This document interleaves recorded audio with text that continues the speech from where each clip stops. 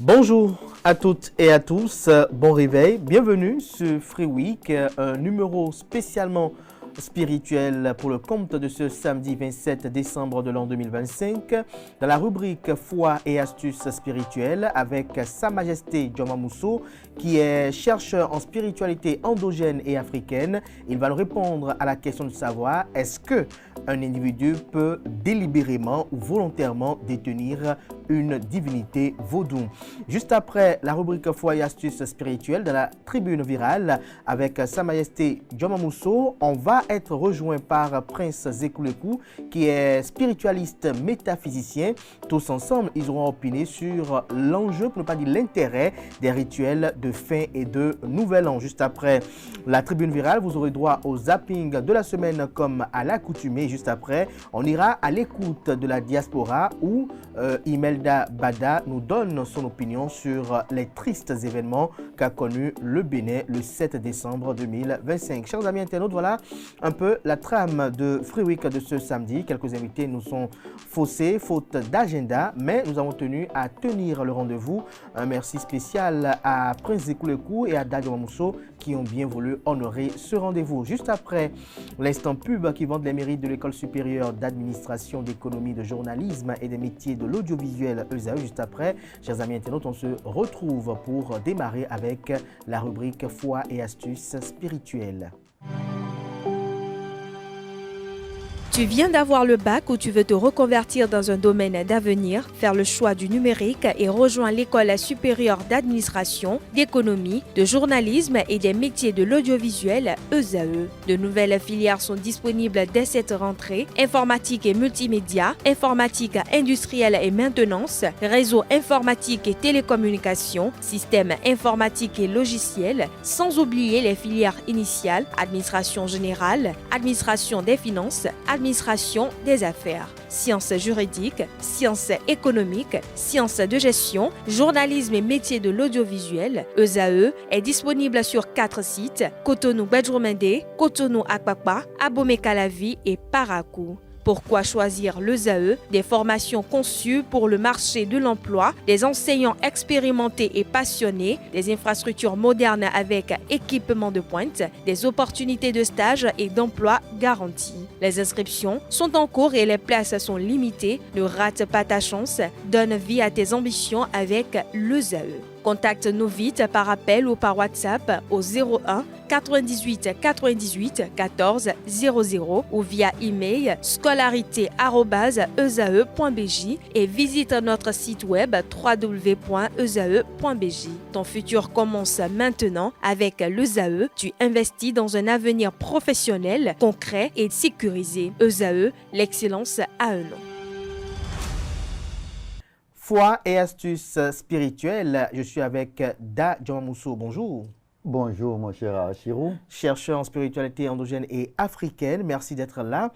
Alors ce jour, on s'interroge en d'autres termes de savoir est-ce que un individu peut volontairement aller quérir une divinité vaudou?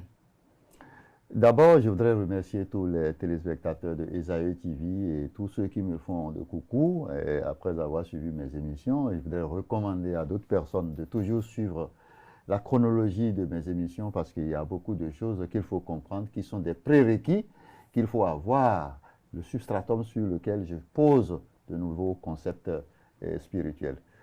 D'entrée de jeu, nous allons beaucoup plus échanger sur le concept vaudou. Le vaudou, c'est un concept philosophique spirituel, empirique, fait de savoir et de connaissances qui permet aux humains de retrouver peut-être une grâce perdue.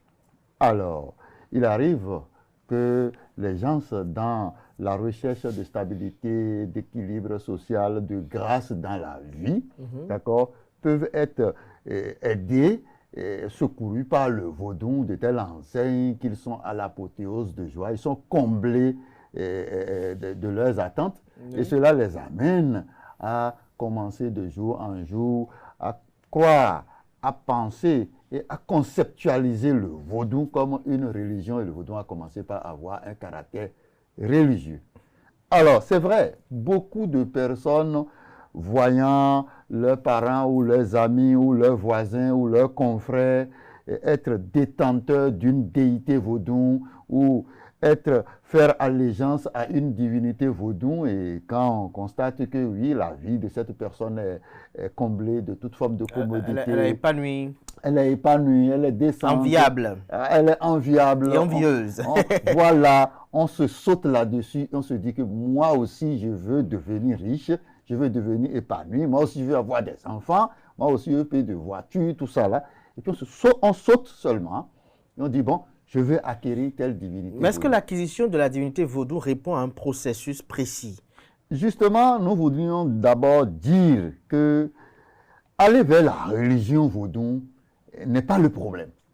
Mais le vaudou est d'abord un concept exotérique, d'accord, fait de rituels. Et tout ce qui a rapport avec du rituel, d'accord, sollicite, embrasse les esprits. Et qui dit esprit n'est rien d'autre que vecteur d'une énergie somatique, d'une énergie qui vient combler un vide, qui vient régler un problème, une pathologie physiologique.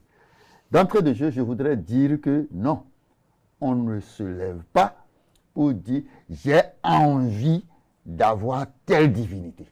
On ne se lève pas pour dire je veux qu'on me conçoive telle déité qui est chez tel monsieur, et c'est ça qui fait que il a une vie décente. Donc, en d'autres termes, c'est parce que, par exemple, je veux avoir de l'argent, je dis, bon, parce que j'ai vu, par exemple, Prince Sékou qui a la divinité dans, je veux aussi prendre dans. Je ne veux pas dire, parce que j'ai vu avoir tel Torosso qui lui a fait ça, je vais aller prendre Torosso. Non.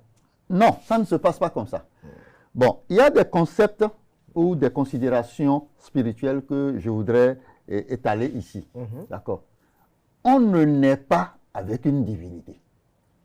Mais c'est quand on naît, on a une morphologie, une faciès, une attitude, un destin qui attire la divinité. Et quand on parle de divinité, on parle d'un esprit, d'accord, qui vient en soi.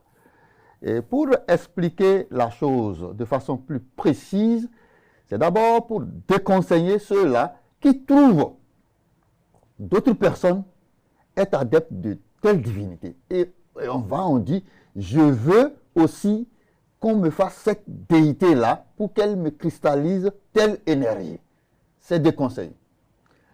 Et cette explication, nous allons l'approfondir. Parce qu'une chose est de dire, ce n'est pas bon de faire ci, ce n'est pas bon de faire ça. Mais aujourd'hui, notre monde a besoin beaucoup plus d'herméneutique, a besoin beaucoup plus de détails, parce que les enfants d'aujourd'hui, à l'ère de l'Internet et tout ce que nous voyons, on ne dit plus à un enfant, on ne fait pas ça. Il faut lui expliquer pourquoi on ne le fait pas. Alors, le vaudou, dans son origine, est composé de 4 théogonies mères.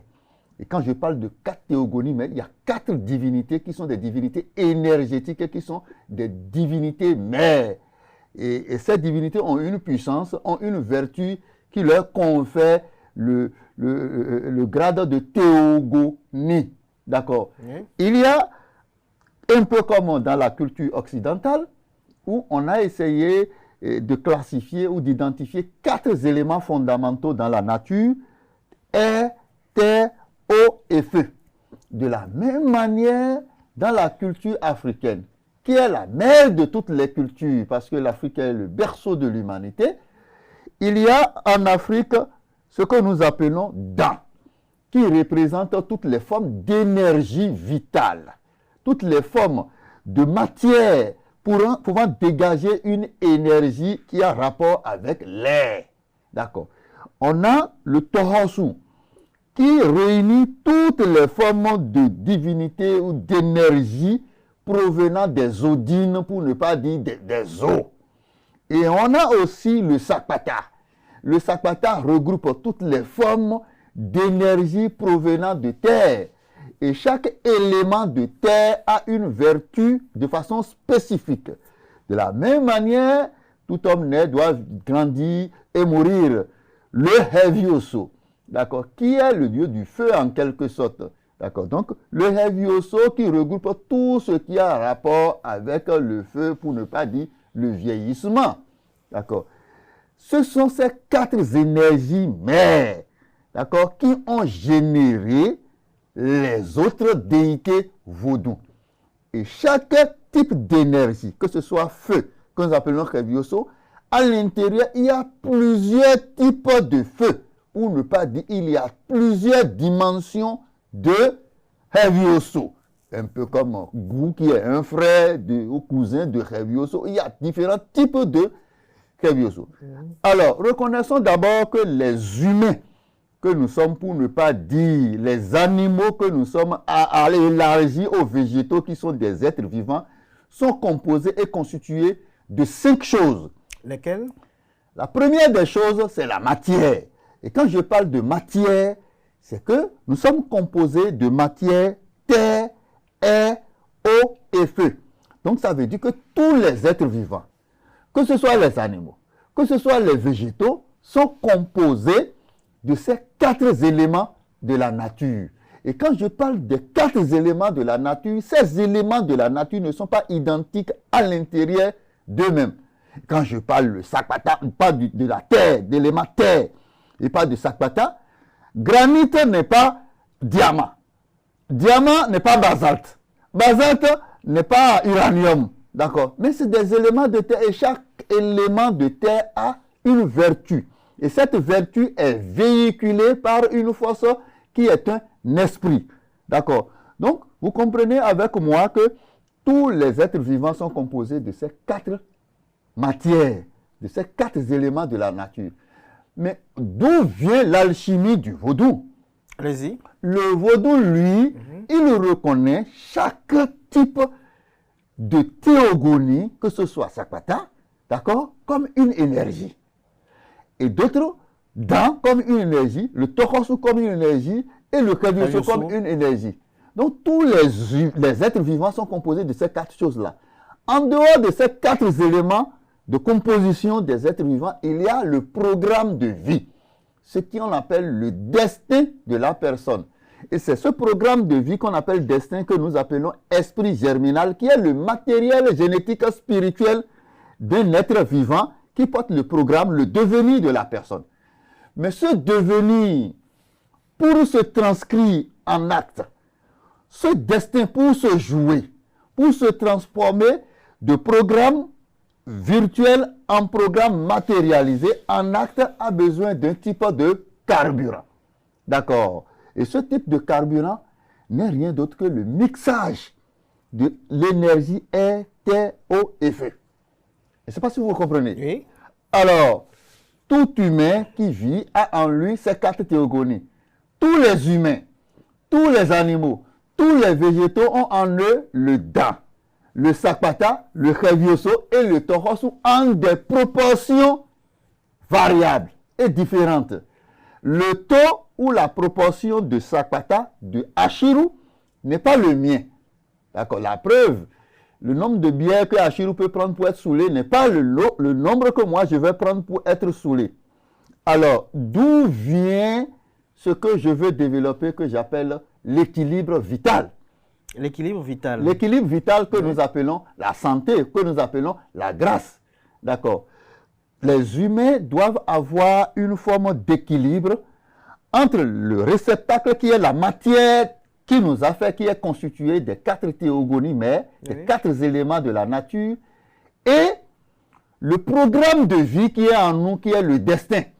D'accord? Parce que le programme de vie qui est le destin, supporté par l'esprit germinal dans sa mémoire d'avenir, en se transcrivant en acte qui veut dire, bon, je vais prendre ma moto pour aller en tel lieu, je veux m'habiller, je veux faire telle émission. Cela consomme un carburant. Et ce carburant-là est généré par la matière des 4 éléments qui sont en nous. Donc le carburant, qui est l'énergie vitale que le destin consomme pour se transcrire en acte, doit être proportionnel à la transcription. Si bien que nous disons, du moins dans notre livre « La sorcellerie vecteur de la science », que la santé ne signifie pas absence de maladie.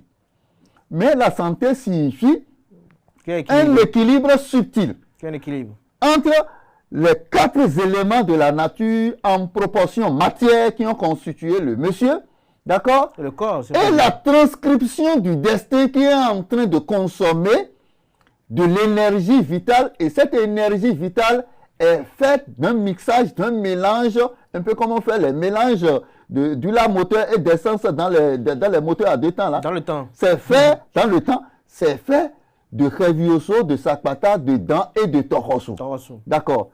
Mais ce carburant vient d'où? Parce que l'individu, son corps est déjà là. Son destin est déjà en lui, qui doit se transcrire en acte, qui doit se jouer en acte dans la vie. Maintenant, le carburant que va consommer le destin pour, comment on appelle, se transcrire, se matérialiser, là, vient de l'usure de notre corps, qui va générer des réserves énergétiques. Mais à des moments donnés, ces réserves énergétiques peuvent se puiser. Quand ça s'épuise, il faut un apport. Et c'est cet apport que tout ce que nous mangeons, tout ce que nous recevons comme rituel, peut nous apporter. Et c'est cette énergie vitale qui est de l'énergie somatique que les déités vaudous apportent aux individus. Et lorsque dans la transcription du destin, il arrive que dans certains actes que nous commettons, le Sakpata, dans son taux de composition de l'énergie vitale, Oui. devient en déficit, cela est source d'un déséquilibre, cela est source d'un désalignement, cela est source d'une maladie, pour ne pas dire d'une perte de grâce. Une maladie spirituelle. D'une maladie spirituelle. Ce n'est pas nécessairement spirituelle. Elle peut être spirituelle Et comme physique. elle peut être physiologique. Physiologique, oui. D'accord. Donc, la guérison, en quelque sorte, n'est rien d'autre que la recherche d'équilibre de ce carburant qui est l'énergie vitale. Et c'est pourquoi, dans la physique quantique et aussi dans la médecine conventionnelle, lorsque vous avez un problème de santé, on ne vous traite pas en regardant votre physique, mais on va jusqu'au fond à analyser le sang qui est la matière nourricière de tous les organes. De la même manière, en spiritualité, on va vérifier au niveau de l'énergie vitale quel est l'état de l'énergie vitale. Est-ce que c'est le Dan? Comment cela est vérifiable? Voilà, cela est vérifiable par le Fa.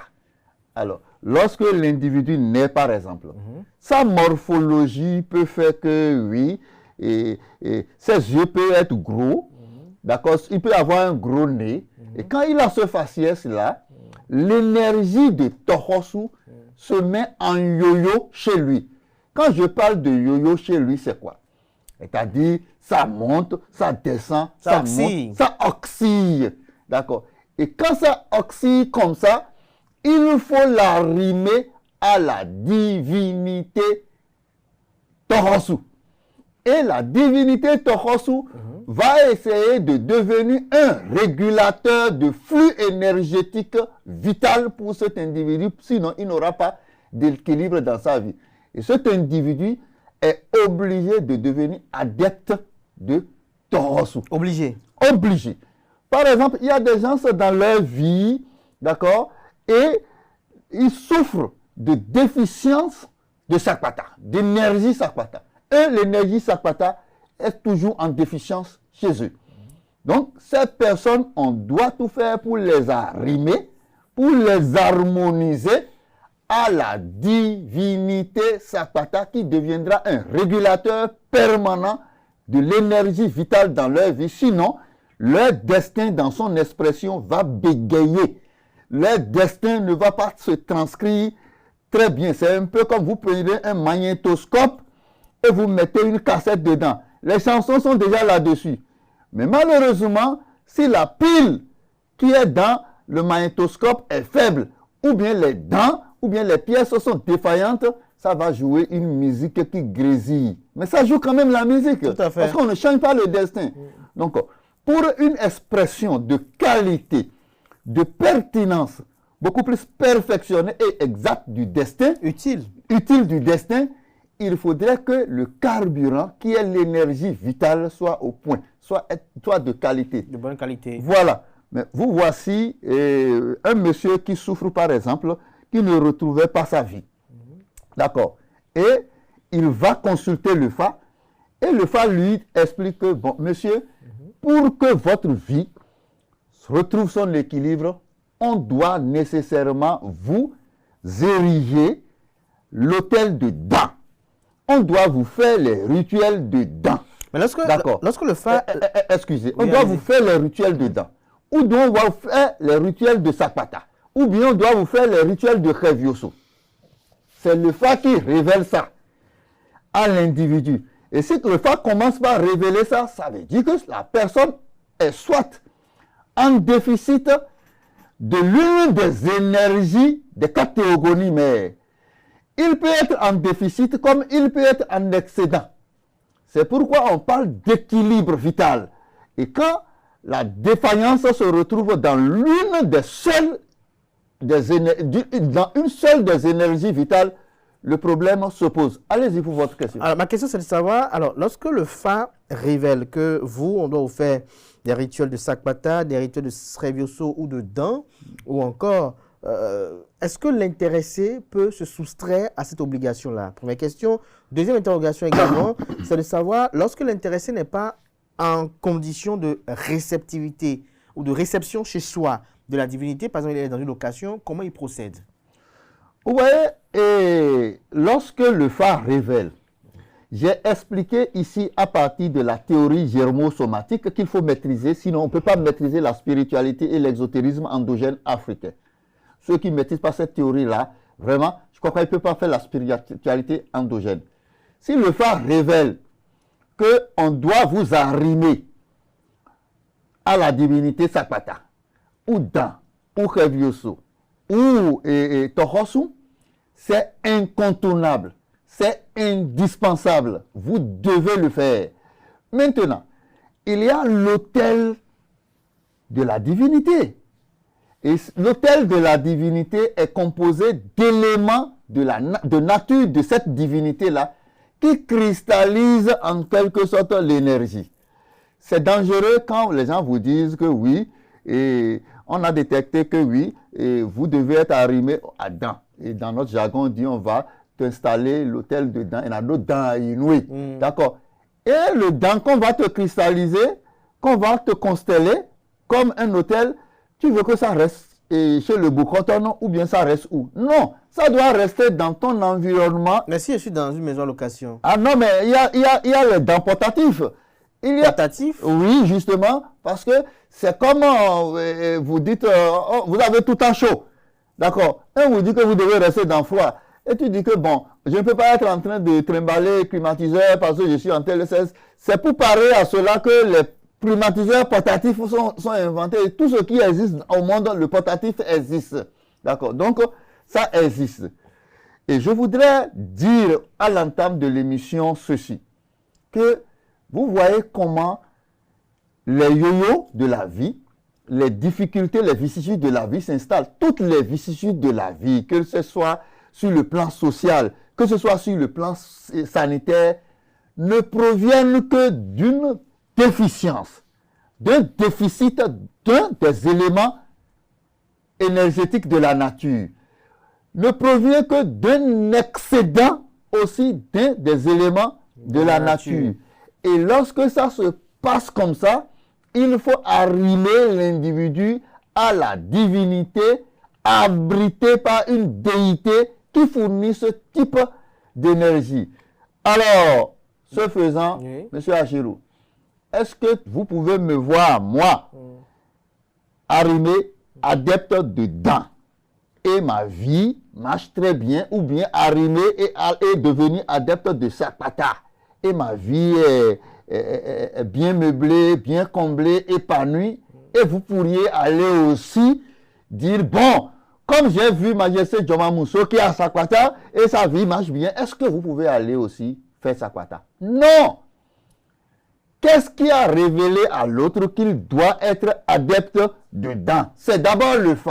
Justement, j'allais vous poser Ça cette fait question. que certaines personnes, Oui. quand tu vois que moi, je suis adepte de telle divinité, ou bien dire être adepte, j'enlève le côté religieux. Être adepte, c'est dire s'arrimer, respecter les principes, les rites et coutumes qu'il faut adopter pour bénéficier, pour faire cristalliser cette énergie d'abord par la déité et pour capter cette énergie qui manque. D'accord.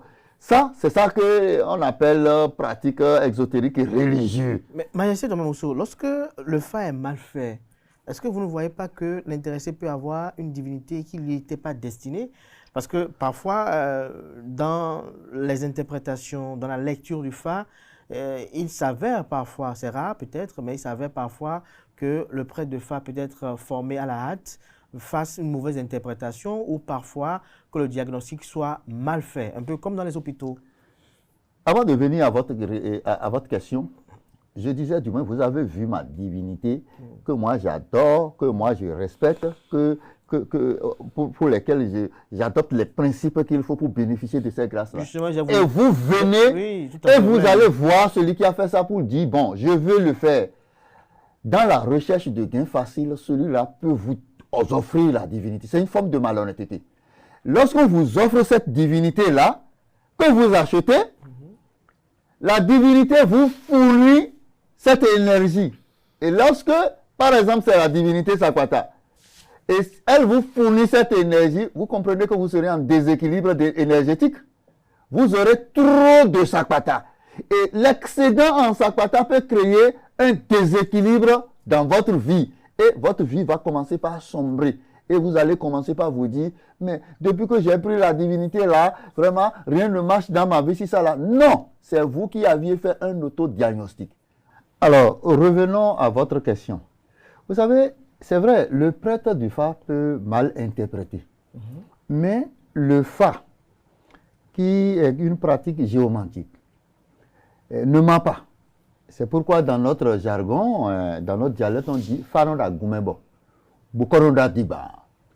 Vous savez, quand vous prenez 10 000 différents prêtres de fa et vous les mettez chacune dans différentes chambres et que vous les écoutez individuellement, ils vont vous faire la même interprétation. Et quand vous faites le résumé, vous allez constater que c'est la même chose. Le prêtre de fa n'est pas un inventeur d'interprétation ou des rituels du fa.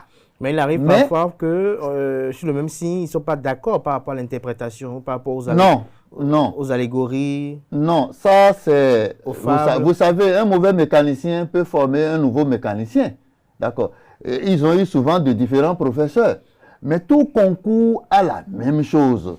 Le prêtre de fa n'est rien d'autre qu'un récitateur, un exécutant de concepts philosophiques, ritueliques préétablis par les anciens maîtres sorciers. Donc, on n'invente pas. Et si par hasard, le diagnostic au niveau du fa était mal posé, c'est terminé. Et j'attire l'attention de tous les prêtres de fa, parce qu'il y a des prêtres de fa loin d'amener la paix, l'épanouissement dans la vie d'une personne, c'est qu'ils en créent davantage de dommages. Peut-être à cause de leur nombrilisme parfois. Oui, mais aussi de la méconnaissance, parce que la question spirituelle est une question cruciale. Et la spiritualité, telle que je l'ai souvent dit, c'est la manipulation de l'esprit sur la matière. Et lorsque l'esprit qui doit aller sur la matière vient avec un mauvais programme, c'est un mauvais résultat. Et on n'improvise pas et on n'invente pas les rituels. Nos ancêtres n'ont pas improvisé les rituels, n'ont pas inventé les rituels. Chaque élément constituant du rituel n'est pas choisi au hasard.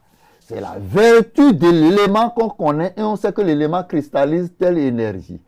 Et j'ai dit toutes les maladies, toutes les vicissitudes de la vie, tous les désordres immunitaires ou désalignements qu'on observe dans un individu qui peut lui amener une conséquence physiologique ou sociale ne résultent que du désalignement, du déficit énergétique au niveau de l'énergie vitale. C'est pourquoi dans la médecine conventionnelle, quand vous êtes malade, on demande d'analyser votre sang. Et quand on analyse votre sang, on peut découvrir que oui, c'est peut-être des amibes.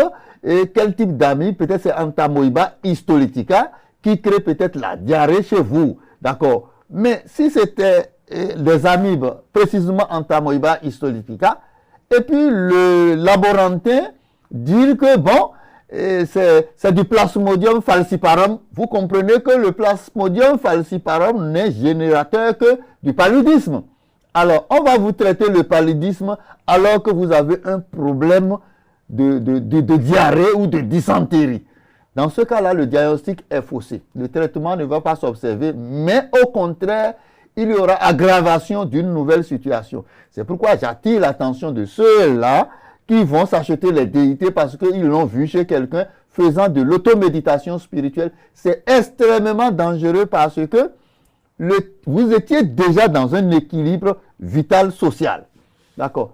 Mais si vous allez épouser, vous allez vous acheter une déité dans votre automéditation. Cette déité va vous fournir un excédent d'énergie vitale. Et cet excédent d'énergie vitale va provoquer une forme de pathologie, de désalignement et de perte de grâce. Une pathologie spirituelle. Voilà, cette grâce peut être sanitaire que vous allez perdre. Comme cette grâce peut être sociale, par exemple, perte de votre aura, perte de votre emploi, perte de votre foyer, et toutes les formes de vicissitudes de la vie peuvent résulter. Mais là où se trouve le grand chantier qui ouvre les recherches dans l'endogénité et la spiritualité vaudou, c'est quoi? Quel type d'élément terre a constitué les humains? Quel type d'élément air a constitué les humains?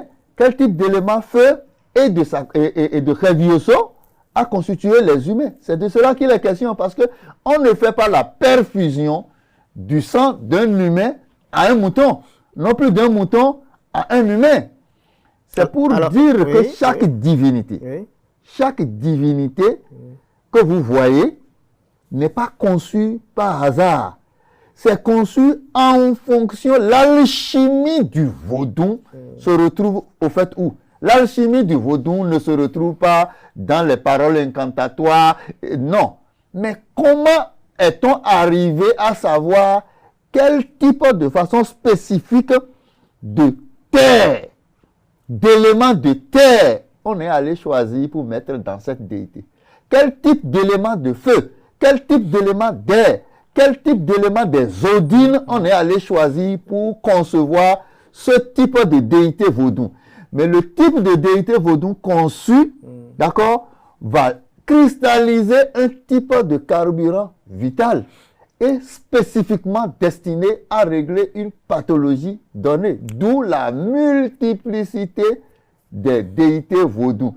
Et les Occidentaux, par exemple, pensent que la multiplicité ou la variété des déités vaudou signifie du polythéisme. Non. Est-ce qu'on peut personnaliser ou personnifier une divinité vaudou? Tout à fait. On peut personnaliser et on peut personnifier une déité vaudou. C'est de ce concept-là qu'est venue les variétés de vaudou que nous avons. D'accord. Mais au début de l'humanité, il n'y avait que les quatre éléments de la nature. Personnifier, personnaliser, il faut passer toujours par le Fa. Il faut toujours passer par le Fa. Et c'est le Fa et la sorcellerie. D'accord. La sorcellerie, c'est l'étude et la manipulation de tout ce qui échappe à nos sens. Est-ce qu'il y a des divinités que l'on peut acquérir? Est-ce qu'il y a des divinités que l'on peut acquérir sans passer par le Fa? Non. Non. Il n'y a pas de divinité qu'on peut acquérir. Et toute divinité qui doit prendre corps, c'est le Fa qui doit recommander cette divinité. Merci. Et si le Fa recommande la divinité, d'accord, la sorcellerie qui est la connaissance, qui est la mère de toutes les connaissances, qui connaît la vertu de tous les éléments de la nature, vient choisir que tel élément associé va donner tel type de vaudou que le Fa a recommandé. Merci à vous, Dadjo Mousso. Un petit commentaire pour conclure sur cette thématique. Le conseil pratique que je vais donner, un peu comme dans la médecine conventionnelle, ne faites jamais d'automéditation. Médication. Médication. Oui. D'accord. En allant à la pharmacie pour acheter des médicaments, pour dire, bon, tel autre, j'avais les maux de tête, c'est Fansida, ou bien c'est Flavoquine, ou bien c'est Ferragan qui l'a acheté. De la même manière, au niveau de la spiritualité et de l'exotérisme endogène vaudou, parce que le vaudou a son côté médicinal. D'accord. N'allez jamais acheter un vaudou qui n'est rien d'autre qu'un régulateur d'énergie vitale. Parce que vous voyez un individu l'acheter et sa vie est rose. Je vois beaucoup de personnes qui font cette automédication, qui se disent, bon, depuis qu'il est rentré dans telle divinité, je ne vais pas appeler de divinité, je ne vais pas appeler de vaudou, d'accord. Mais depuis qu'il est devenu tel adepte de telle chose, sa vie va très bien. Non, justement, c'est le Fa qui le lui a recommandé, c'est le Fa qui a déterminé le déficit ou l'excédent énergétique et on l'a amené vers cette pompe d'énergie vitale et ça lui comble ça. Donc, interdit formellement d'aller s'acheter des vaudous comme nous voyons un peu partout. Le vaudou est sacré et tout ce qui est sacré inspire la peur et du respect. Voilà. Merci à vous, Da Djawamousso, pour cette belle conclusion. À présent, chers amis internautes, on passe à la tribune virale dans laquelle on va recevoir Prince Zekou Lekou. La tribune virale, Prince Zekou Lekou, bonjour. Bonjour, Kader. Merci d'avoir accepté l'invitation, merci d'être des nôtres. Da Djawamousso, bonjour à nouveau. Bonjour. Alors, Prince Zekou Lekou, ce jour, on parle encore spiritualité, pas de société. Les rituels de fin d'année et de nouvel an, selon vous, est-ce qu'ils sont utiles? Ils sont tellement très utiles. Pourquoi? Parce que finir d'abord une année, entamer d'abord une année n'est pas donné à tout le monde. Ça fait un. Et finir une année aussi n'est pas donné à tout le monde. Lors d'une année, il y a beaucoup de choses qui se sont passées. D'accord? Et quand vous prenez un individu, comme l'a dit Maïsé tout à l'heure, les 4 éléments qui le constituent peut être en déséquilibre. À un moment donné, il peut y avoir du surplus dans un des compartiments. D'accord? Et quand on prend un individu au cours de l'année, il peut être malade, il peut avoir une crise, il peut être emprisonné, il peut perdre sa femme, il peut perdre un enfant, il peut avoir beaucoup de choses. Et toutes ces choses-là, c'est parce qu'à un moment donné, ça a des déséquilibres des constituants. D'accord? Et lorsque vous finissez l'année et vous voulez rentrer dans une nouvelle année, il faut rétablir l'ordre, il faut rétablir l'équilibre. Et en ce sens que il y a beaucoup de rituels, il y a beaucoup de cérémonies qu'il faut faire. Et lorsqu'on fait, on se sent léger. On se sent léger. Et on le fait à travers la connaissance de la sorcellerie, qui n'est rien d'autre que la manipulation de l'esprit sur la matière. Sur la matière. Voilà. Djawamousso, vous-même également, une question. Quel est l'intérêt des rituels de fin d'année et de nouvel an? Les rituels de fin d'année et de nouvel an sont indispensables. Je n'ai pas dit important, je n'ai pas dit nécessaire, j'ai dit indispensable. Sans ça, on ne peut pas rentrer dans une nouvelle année de façon compétitive.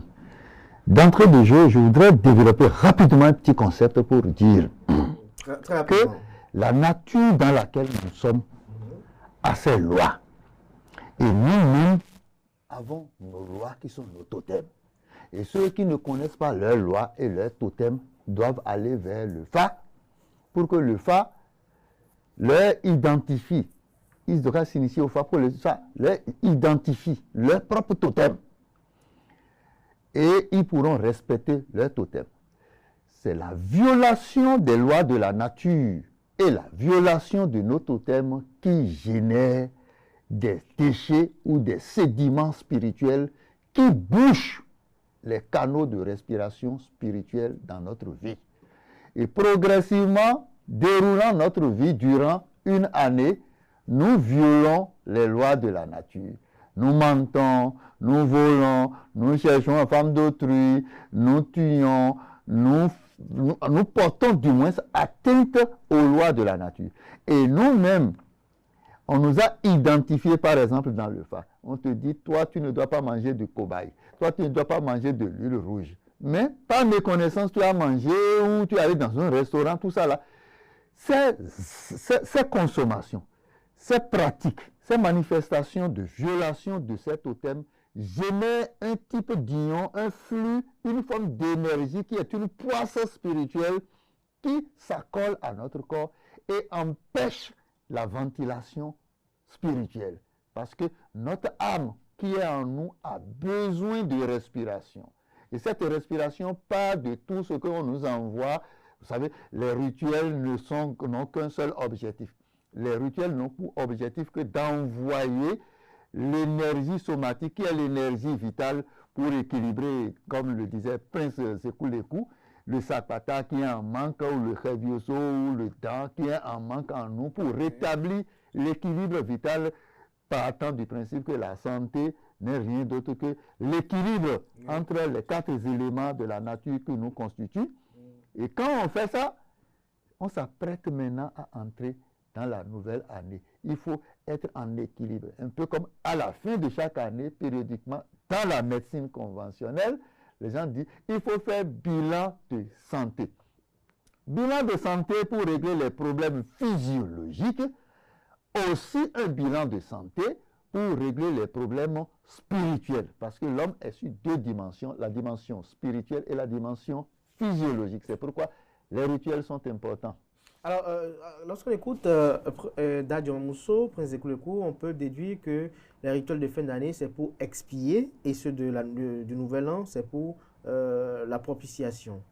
Exactement. Comme je vous ai dit tout à l'heure, c'est pour remettre le compteur à 0. Vous comprenez? Ça pour d'abord de se purifier, d'accord, de se protéger et aussi de prévenir contre. Voilà les 3 rôles que ça joue. Donc lorsque tu le fais, tu fais ça à toi-même, à ton entourage, et même pas et pour ton pays, et aussi pour le pays dans lequel tu es, la ville, ainsi de suite. Donc c'est très important à ne pas du tout négliger. Est-ce qu'à la fin de l'année, on doit consulter le phare et dans la nouvelle année, encore consulter le phare? Si, on peut consulter le phare à la fin d'année pour finir l'année en beauté. Et lorsqu'on rentre dans une nouvelle année, d'abord, lorsqu'on consulte le phare, on consulte son propre phare pour voir qu'est-ce qu'il faut faire avant de rentrer dans la nouvelle année. D'accord? Et lorsqu'on rentre, on peut aussi refaire ce phare-là pour dire, bon, nous sommes déjà dans l'année, sur quel pied je reste pour que cette année soit une bonne année. Soit une année prospère. Alors, Dadji Mousso, je me retourne vers vous. Même question également, c'est de savoir qu'est-ce qu'il faut faire concrètement. D'abord, parlant du phare, il y a une confusion qui s'installe souvent. Le Huefa est différent du Tofa.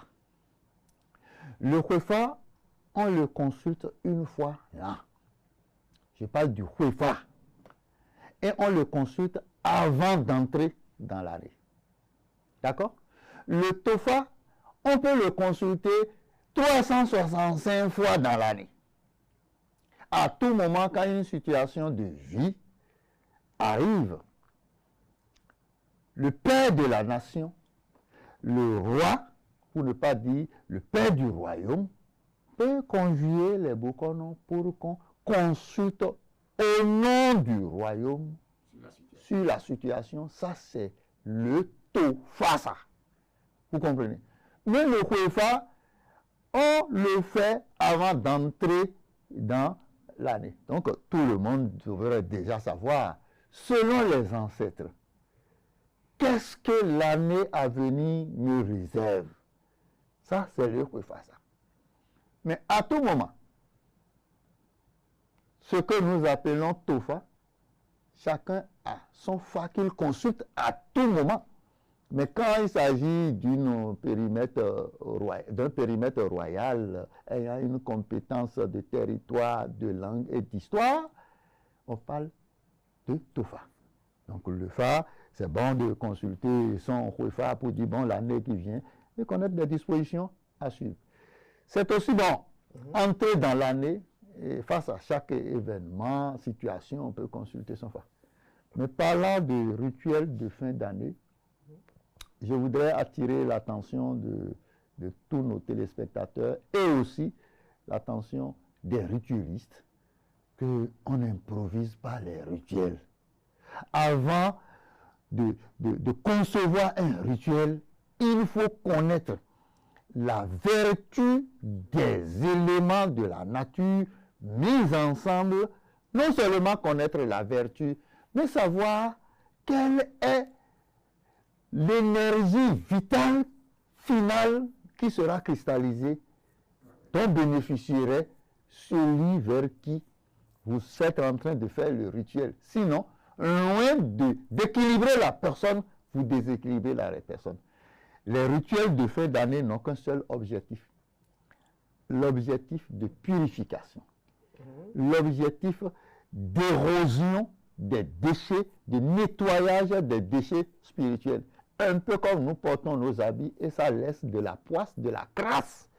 De la même manière, dans l'expression de notre destin, des déchets peuvent obturer nos canaux de respiration spirituelle. Et pour cela, après 365 jours, on peut aller vers les spécialistes. Parce que l'expression de notre vie, tout ce que nous faisons, concourt à un blocage. Lorsque un organe est tellement utilisé, il s'use. Et le blocage n'est rien d'autre que le bouchage des canaux de respiration spirituelle pour que l'année à venir, les parfums que nous allons utiliser, le phare qu'on va nous consulter, les cérémonies qu'on va nous faire, tout cela va s'élever un peu comme de l'énergie somatique qui doit aller soigner une pathologie en nous. Mais si nous devenons un mauvais récepteur, si nous n'arrivons pas à capter, c'est que nous allons toujours dire qu'il y a les mauvais boconons, il y a les mauvais prêtres, alors que c'est nous qui sommes devenus comme un liège qui ne sentent rien. Prince Zekoulekou, vous voulez réagir? Je vous voyais. Tout ce que je veux dire, il faut savoir d'où tu viens, là où tu es et d'où tu vas, simplement. D'où tu viens, là où tu es et où tu vas. Oui. En d'autres termes. C'est-à-dire, il faut se connaître à travers son phare.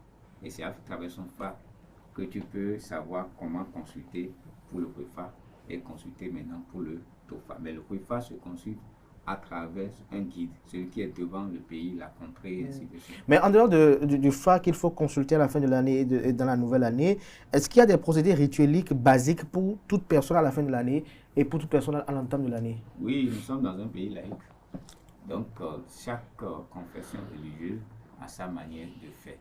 Il y a d'autres qui vont vous dire, venez dans notre église, on veut faire jeûne, prière quelques jours. Il y a d'autres qui vont dire, venez dans notre mosquée, ainsi de suite. Mais chacun devrait se renseigner en soi et dire, bon, nous sommes à une nouvelle année, il faut que nous changeons le rideau.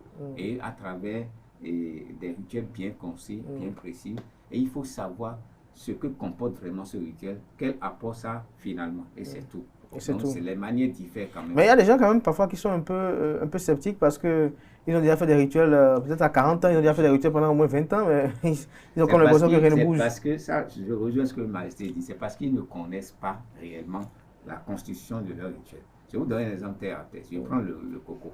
Le coco, tout le monde sait que c'est de l'eau qui est dedans, mais comment l'eau est rentrée dedans, on ne sait pas. Donc tu prends le coco et tu ajoutes d'autres choses, et même sans rien ajouter, tu te concentres, tu pries. Il y a une manière de faire, tu peux changer l'année facilement avec le coco. Maintenant, toi, tu ne prends pas le coco, tu prends l'eau du robinet et tu pries. L'eau aussi, c'est source de vie. Ça dépend de ce que tu y mets. Ça dépend de comment tu as fait. L'acrobatie. Voilà. Dadjo Mamousso, c'est la même question? Bon, moi, je crois que c'est du purge spirituel qu'il s'agit. Mais avant d'aller vers un ritueliste pour faire des rituels de fin d'année, il faut se purger soi-même. On dit par exemple que le pardon, c'est une puissance qui libère. Toi-même, en ton âme et conscience, tu es en discorde avec tes enfants. Tu es en discorde avec ta femme. Ton ami qui t'a rendu de loyaux services et toi, vous ne vous dites pas bonjour. Et tu te sens redevable de cette personne-là. Alors, il faut équilibrer son cœur. Avant d'aller au lit, essayer de faire une introspection, interroger sa conscience souveraine et faire la part des choses. Le rituel commence déjà par là. Cette année-là, qu'est-ce que j'aurais pu faire et qu'est-ce que je n'ai pas fait? Vraiment, telle chose que j'ai fait contre telle personne-là, vraiment, il faut que j'aille m'excuser et tu te libères la conscience. C'est le premier rituel. Mais tu n'as rien fait de tout ça. Tu as volé la voiture du moins du monsieur et tu es parti vendre. D'accord? Et cela a engendré des blocages dans ta vie, des dégâts dans ta vie. Et tu dis que tu vas chez le prêtre ou le alpha ou le charlatan et on va te laver. On va te laver de quoi? Bon, on va te laver des sédiments spirituels, mais on ne pourra pas laver ta conscience. Et ta conscience, il n'y a que toi-même qui sois directeur de ta conscience et qui puisse te libérer la conscience et avoir une vie prospère. Il y a beaucoup de personnes qui ont de l'argent, mais ils ne vivent pas bien. De la même manière, il y a des gens qui sont pauvres, mais ils sont épanouis, ils sont très à l'aise. Donc, commençons d'abord les rituels de fin d'année, par les examens de conscience, par le purge spirituel de la conscience souveraine que nous avons en nous. Et je crois que le prêtre de Fa, le ritualiste que nous sommes, d'accord, nous, on vient juste compléter, vous aider à respecter. Moi, par exemple, quand vous venez chez moi pour dire que vous voulez faire rituel, je te pose premièrement la question de savoir, est-ce que tu connais les lois de la nature? Si tu ne connais pas les lois de la nature, je vais te les citer. Maintenant, Socrate lui disait, connais-toi toi-même. Parce que toi-même, tu as des lois. Mais écoute, tu es à Chirou, tu fais 1m60 et tu vas dans un lieu qui fait 1 mètre à l'entrée. Mais tu vas toujours te coller la tête. Donc cherche à te connaître pour savoir que non, tu ne peux pas aller là. Vous comprenez? On dit qu'on veut organiser une compétition de basket. Tu fais 1m20. D'accord? Et tu vas à cette compétition-là. Tu ne te connais pas toi-même. Donc, c'est des exemples de caricatures allégoriques que je suis en train de donner sur la connaissance de soi-même. D'accord? Le purge doit commencer d'abord par soi-même, avant d'aller vers la société. Aussi en disant que le purge commence par ça et surtout par le pardon. Se pardonner soi-même et pardonner son prochain avant de rentrer dans une nouvelle année, c'est très bon. Parlant du pardon, hein, parlant du pardon, mais on ne va pas pardonner quelqu'un qui vient casser ta porte tous les jours. Non. Et est prêt à continuer de casser ta porte. Non. On doit chercher à savoir comment il faut faire pour qu'il ne vienne plus casser les portes. S'il faut des mesures disciplinaires contre cette personne, on adopte cette mesure. Ça sera une manière de pardonner la personne. On ne va pas l'encourager dans les bêtises. Voilà. Alors, pour conclure, Prince Zekuleku, donc, à la fin de l'année, il faut aller se décharger spirituellement, enlever toutes les ondes négatives, bien évidemment, et dans la nouvelle année, se recharger et effectuer de bons vœux. Si, exactement. Mais on constate qu'il y a... faisant, se purifie. Mais on constate qu'il y a des gens, parfois, qui vont dans telle religion, font les rituels de la nouvelle année, dans une autre, les rituels de la nouvelle année, dans une autre... On appelle ça de la promenade. Ils ne se mesurent pas, ils ne se connaissent pas, comme l'a dit Socrate, c'est tout. Merci à vous, Prince Zekuleku. Un petit commentaire pour conclure. Bon, moi, ce que je vais dire pour conclure, allez à la source. Apprenez à vous connaître. Et vous aurez la clé du bonheur, c'est tout. C'est tout. Dadju Mamoussou? C'est se connaître soi-même, savoir d'abord qu'on est composé de Chakpata, de Dan, de Khebioso et de Tokosu, dans une proportion donnée, ce qui réalise votre équilibre. Que dans l'expression de votre vie, il peut y avoir des équilibres en ça.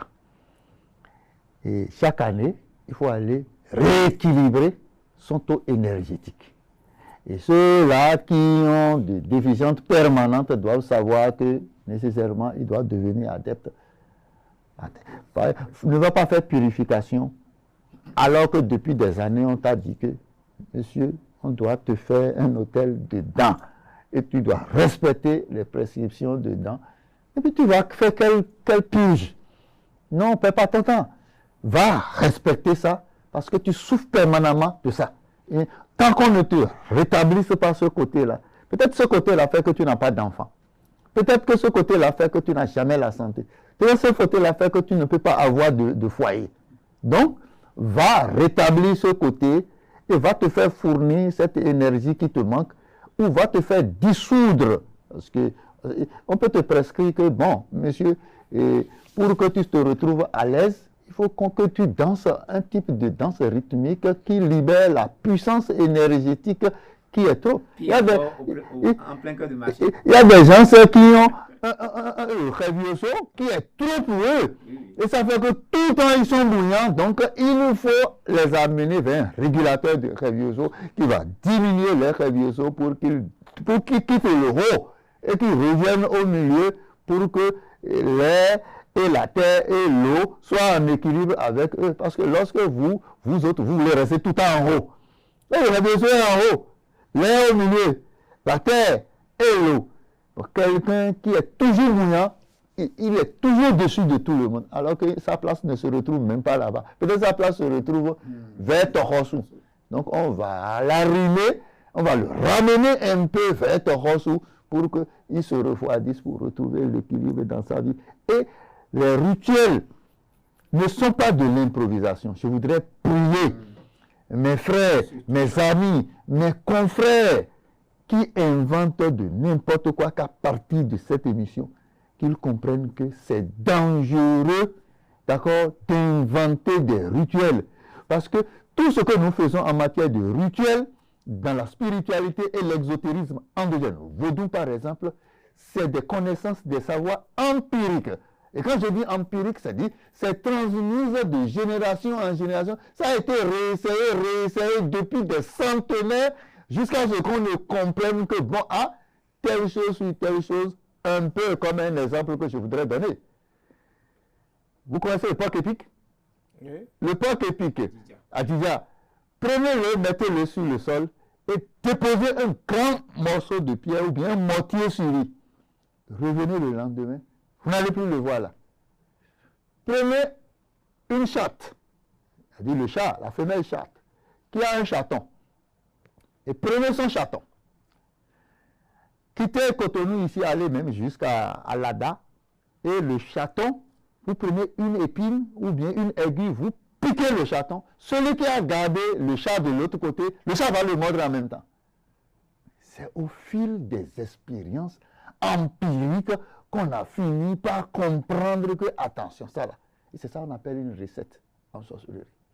Donc les gens doivent savoir que les savoirs endogènes ne sont pas de l'improvisation, mais c'est des connaissances qui datent depuis des millénaires, qui ont été répétées dans des reprises, dans de la routine. C'est pourquoi on les appelle des connaissances ou des savoirs empiriques.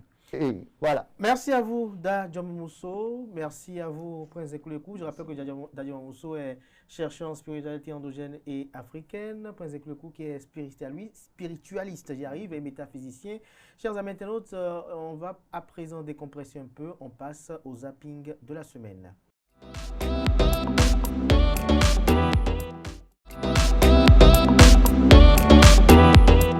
Quelle est la capitale économique du Bénin? C'est Porto-Novo. Et la capitale politique? C'est Cotonou. Le mot jardin? G-A-D-I-N. Quel est le nom du spécialiste des animaux domestiques?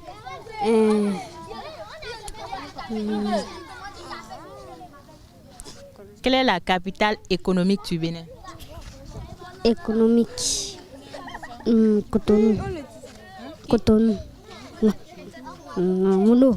Mono. Tu fais quelle classe? CMDC. Dans quelle école? Bangande. Quelle est la terminaison des verbes du premier groupe? ER. Cite-moi 3 verbes du premier groupe. Danser. Sauter. Travailler. Combien d'auxiliaires existent-ils en français? 2. Lesquels? Avoir et être. Alors, conjugue-moi l'auxiliaire avoir à l'imparfait. J'avais. J'aurais. Tu auras. Il aura. Nous aurons. Vous aurez. Elles auront. Liberté ton Christ-Seigneur, sanctifié, monsieur de l'Europe, et enfant du Bénin debout. La jadis à son appel, nos aïeux, sans.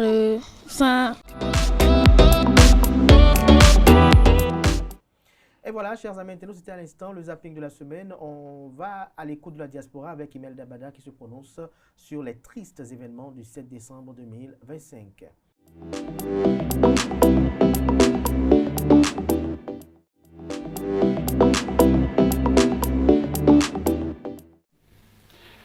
Au petit matin du dimanche 7 décembre 2025, personnellement, je me suis réveillée avec beaucoup d'émotions parce que non seulement il y avait cette attaque qui avait été perpétrée au niveau du Bénin, qui avait été relayée sur les réseaux sociaux avec le message que ces truands ont passé sur la chaîne nationale.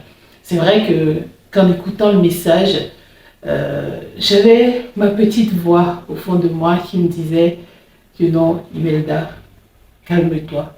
L'âme du Bénin veille. Et le Bénin, surtout, est debout avec son président.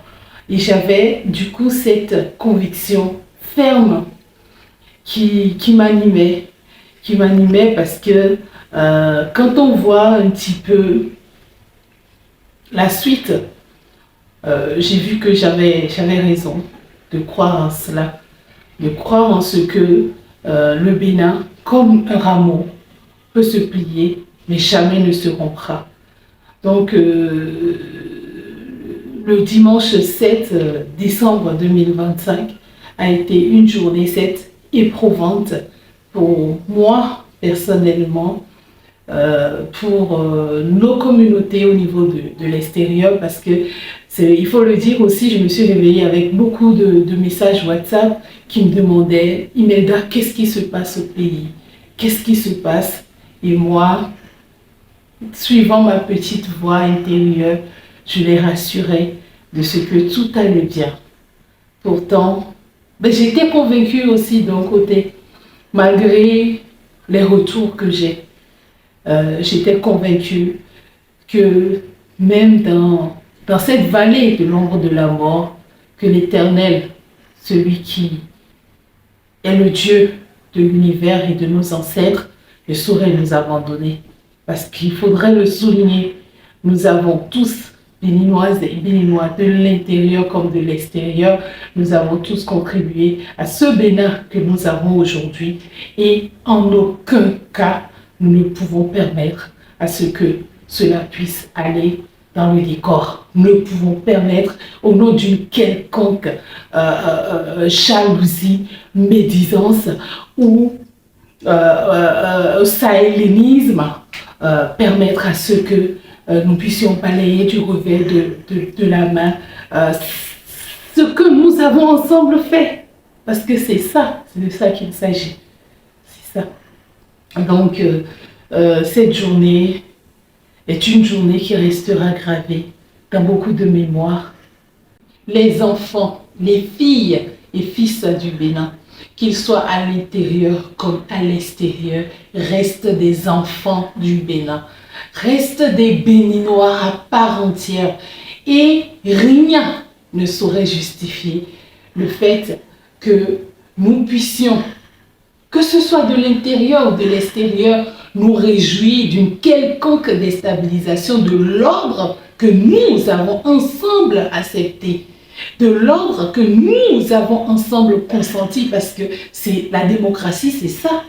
C'est la loi de la majorité sur la minorité. Et aujourd'hui, quand une minorité essaye de nous déstabiliser, comme un seul homme, et c'est d'ailleurs ce qui s'est passé, puisque vous avez vu, il y a des brebis galeuses, des rejetés, on va dire, parce qu'il y en a toujours. Vous savez, les exceptions font la règle. Donc, ces rejetons de la nation qui ont conspiré et qui ont trouvé quelques maigres personnes pour pouvoir applaudir cela. Sinon, notre rôle est d'œuvrer pour la paix, pour le développement de notre pays, parce que n'oubliez pas, aujourd'hui, le Bénin se développe. Le Bénin n'est pas le patrimoine privé du président Patrice Talon. Le Bénin, c'est notre patrimoine commun que nous sommes obligés de léguer à nos enfants, à nos petits-enfants, aux générations à venir. Donc, sincèrement, Béninois, Béninoises, de l'intérieur comme de l'extérieur, notre devoir est de consolider notre nation, la nation béninoise, et de savoir que nous sommes liés tous par une même chaîne, la chaîne du développement, la chaîne de l'harmonie, la chaîne de l'avenir en toute fraternité. Parce que c'est la devise de notre République, fraternité. Ça vient avant la justice, ça vient avant le travail et ce n'est pas pour rien. Nous sommes tous des frères et on dit, nos vies parties de moins, l'arbre de la fraternité ne seront jamais. N'acceptons pour aucun sou de rompre une branche de cet arbre. Parce que même nos aïeux qui ont coulé du sang pour le Dahomey, qui est aujourd'hui le Bénin, n'accepteront pas ça. N'accepteront pas ça.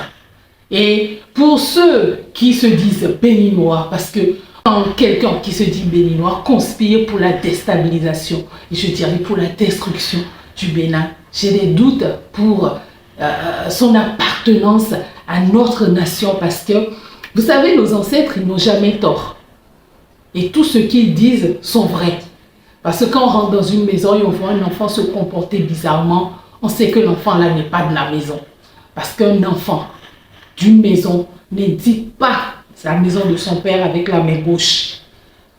L'enfant qui appartient à une maison ne l'indique pas d'une main gauche. Même si ça ne va pas chez nous, c'est ensemble que nous allons pouvoir corriger le tir. Nous n'allons pas détruire le Bénin pour dire que nous ne sommes pas d'accord avec ce qui se passe actuellement. Parce que ce qui se passe actuellement, c'est pour notre bien, c'est pour le bien de chacun de nous et c'est surtout pour demain. Pour demain. En ce qui concerne mon message, je l'ai déjà adressé, j'ai commencé à l'adresser déjà dans cette deuxième question, c'est-à-dire que nous devons œuvrer pour la paix dans notre pays. Que nous soyons d'accord ou pas sur le process qui se passe. Et j'ai envie de revenir sur un message que j'avais passé il y a quelques semaines, voire quelques mois, en donnant l'exemple sur le chauffeur et les passagers. Nous avons un chauffeur qui a un volant à la main, qui, du coup, a le libre choix de tourner à gauche ou à droite, puisque c'est lui qui a le volant à la main. Nous devons respecter celui-là.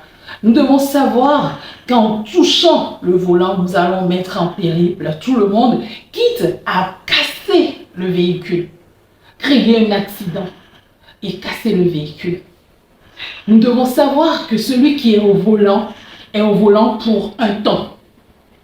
Pour ce qui nous concerne au Bénin, nous savons qu'en avril, il y aura un autre président que nous, ensemble, nous allons mettre en place.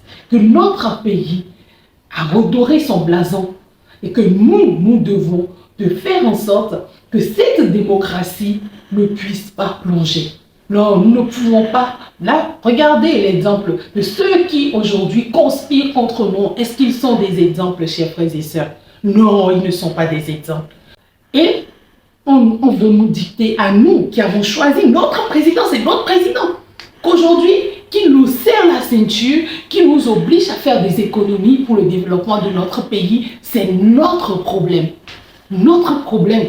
Donc, sincèrement, chers frères et sœurs du Bénin, si vous aimez réellement le Bénin, contribuez au développement du Bénin. Si vous aimez réellement le Bénin, à votre niveau, comme le petit colibri, pendant le feu de brousse, a pu apporter ses gouttelettes d'eau pour éteindre le feu, faites pareil. Soyons tous des colibris pour le Bénin. Ne soyons pas des dangers pour notre pays. Ça, c'est mon message. Œuvrons à notre niveau, selon nos capacités, dans notre environnement, au développement du Bénin. Je vous remercie.